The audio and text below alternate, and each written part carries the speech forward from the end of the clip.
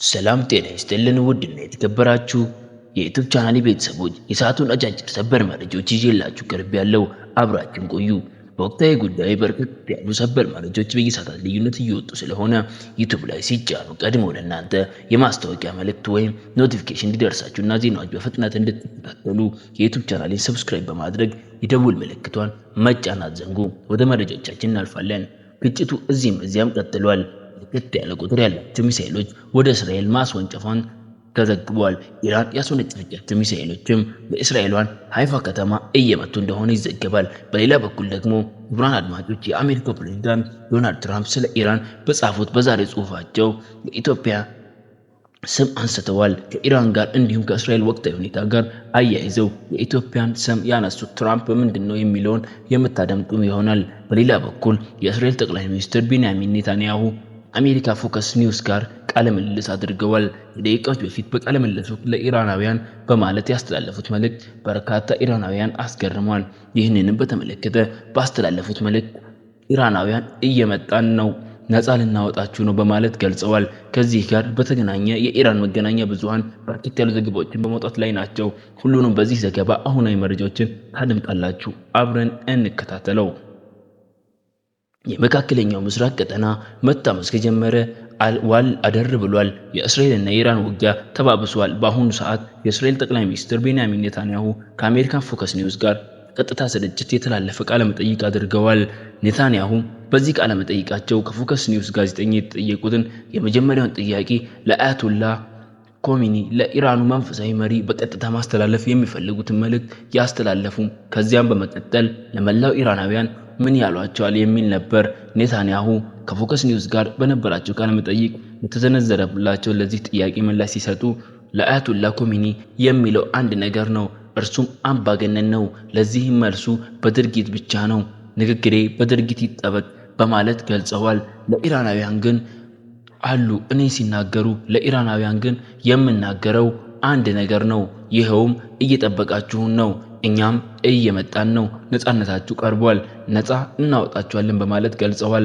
በርካታ ኢራናውያን መልእክት እየላኩልን ነው፣ ቀጥይበት እስራኤል እያሉ ኢራናውያኑ እያሞጋገሱን ነው ያሉት ሁኔታ አሁንም እንዲቀጥል እኛም እንላለን። ኢራናውያን መጣንላችሁ፣ እናንተ ጋር ነን በማለት ገልጸዋል። ኔታንያሁ ይህንን ቢሉ ይህንን ንግግር እያደረጉ ባሉበት ሰዓት እንኳን እስራኤል ከባድ የሆነ ፈንጆች በርካታ ኢራናውያን በሚኖሩበት የኢራን ዋና መዲና ቴህራን ላይ እያዘነቡ ነው። በቴህራን ይህ ዘገባ በተነገረበት ምሽቱ እጅግ በርካታ ቦታዎች ላይ እስራኤል የአየር ድብደባ እያደረገች ነው። በሌላ በኩል አሁን ምሽቱን ኢራን በርከት ያሉ ቁጥር ያላቸውን ሚሳኤሎች ከግዛቷ እያስወነጨፈች ሲሆን በቀጥታ ስርጭት የእስራኤልና የኢራን መገናኛ ብዙሃን እያሳዩት እንዳለው ከሆነ ኢራን ምሽቱን የተኮሰቻቸው በርካታ ሚሳኤሎች የእስራኤልን ሃይፋ ከተማን እየደበደቡ መሆኑን ያመለክታል።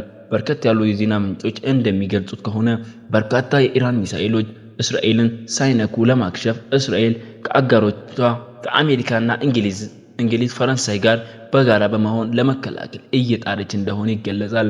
ሆኖም ግን በቴሌቪዥን ቀጥታ ስርጭት እንደሚታየው አንዳንድ ሚሳኤሎች እዚህም እዚያም በሃይፋ ከተማ ላይ በቀጥታ ስርጭት ሲወጡ እየታዩ ነው።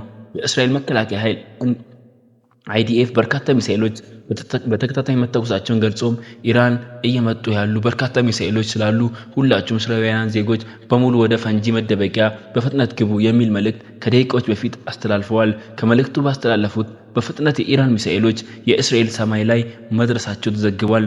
በሌላ በኩል የእስራኤሉ ጠቅላይ ሚኒስትር ቤንያሚን ኔታንያሁ ከሰዓታት በፊት በቪዲዮ አስተላልፈው የነበረው መልእክት ላይ የኢራን ወታደር አዛዦች እና ከፍተኛ ባለስልጣናት ኢራንን ለቀው ለመውጣት ሻንጣቸውን እያዘጋጁ ነው፣ ምን አይነት ጥፋት እየመጣባቸው እንደሆነ ያውቃሉ በማለት ገልጸው ነበር። ይህንን ተከትሎ ታዲያ የኢራን ጠቅላይ ኤታማዦር ሹም በቀጥታ ስርጭት በሰጡት መግለጫ የትም አልሄድንም፣ እዚህ ሆነን ሀገራችንን የመከላከል ግዴታ ተጋርጦብናል፣ ሀገራችንን እስከ መጨረሻው ለመከላከል እየሰራን ነው ሲሉም ተደምጠዋል። በሌላ በኩል ደግሞ የፈረንሳይ ፕሬዝዳንት ኢማኑኤል ማክሮን በኢራን ጉዳይ መግለጫ ሰጥተዋል።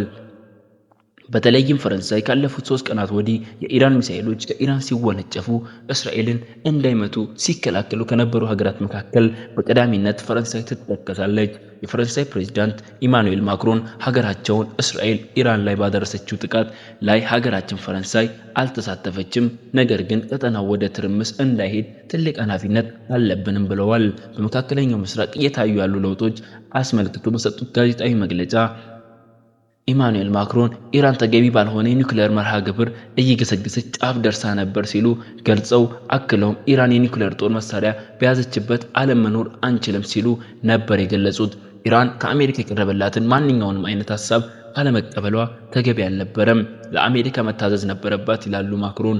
ሁሉም ወገኖች ራሳቸውን እንዲያረጋጉ ጥሪ አቅርበዋል። የኢራን የኒውክሌር መርሃ ግብር በተመለከተ ድርድር እንደሚያስፈልግና ተጀምሮ የቀረው ውይይትም እንደገና እንዲቀጥልም ብለዋል። የኛ ምኞት ዛሬ ዲፕሎማሲያዊ ውይይቶች እንዲቀጥሉ ነው፣ ግጭት እንዲቆም ነው ብለዋል። የኢራን የኒውክሌር መርሃ ግብር አደገኛ ደረጃ ላይ ሊደርስ በመቻሉ ፈረንሳይ የኢራንን የኒውክሌር መርሃ ግብር በተመለከተ ያገኘችው መረጃ አሳሳቢ መሆኑን መግለጿ እወዳለሁ ብለዋል ማክሮን። አክለውም ኢራን በእስራኤል ላይ ጥቃት ከሰነዘረች ፈረንሳይ እስራኤልን ለመከላከል ትሳተፋለች እንጂ እንዲሁ ጥቃት አትሰነዝርም ሲሉ ባለፉት 2 ቀናት ኢራን ለሰው ነዘረችው ጥቃት የኢራን ሚሳኤል እስራኤል እንዳይመታ ሲከላከሉ እንደነበር አክለዋል። በሌላ በኩል የኢራን ጥቃት እየበረታ እንደሚሄድ መግለጹን ተከትሎ እንግሊዝም ወደ መካከለኛው የምስራቅ ተዋጊ ጀቶችና ሌሎችም ቁሳቁሶችን ልትልክ መሆኑን በይፋ አስታውቃለች። የዩናይትድ ኪንግደም ጠቅላይ ሚኒስትር ኬር ስታርመር የቡድን 7 አባል ሀገራት ስብስብን ለመሳተፍ ወደ ካናዳ ለመሄድ የተዘጋጁ ባሉበት ሰዓት ሀገራቸው እንግሊዝ ተዋጊ ጀቶችን ወደ መካከለኛው ምስራቅ ልትልክ እንደሆነ ገልጸዋል። ዩናይትድ ኪንግደም ወደ መካከለኛው ምስራቅ ለመግባት ያሳያቸው አዝማሚያ ሁኔታ ይበልጥ አባብሷል እየተባለ ነው። ስታርመር ከአሜሪካ ፕሬዝዳንት ዶናልድ ትራምፕ እና ከእስራኤሉ ጠቅላይ ሚኒስትር ቤንያሚን ኔታንያሁ ጋር በስልክ ከተነጋገሩ በኋላ ነው እዚህ ውሳኔ ላይ የደረሱት ተብሏል። ባሳለፍነው አርብ እስራኤል ኢራን ላይ የከፈተችውን ውጊያ አስመልክቶ የመጀመሪያውን ማስወንጨፍ በማድረግ በኢራን በኒውክሌር እና ወታደራዊ አዛዦች ብሎም የኒውክሌር ሳይንቲስቶች ላይ ጥቃት ማድረሷ ይታወቃል። ኢራን በበኩሏ ለዚህ ጥቃት መልስ በመስጠት ላይ በእስራኤል ከባድ ጉዳት አድርሳለች ተብሏል። ይሁንና አሁንም ብሪታው ወደ ቀጠናዊ ተዋጊ ጀቶችና የጦር መርከቦች እንደምትል ገልጸዋል። ይህ ደግሞ ከፍተኛ የሆነ ውጥረት ያባብሳል ተብሏል። ለዚህ ቻናል አዲስ የሆናችሁ ሰብስክራይብ፣ ላይክ በማድረግ የዚህ ቻናል ቤተሰብ ይሁኑ።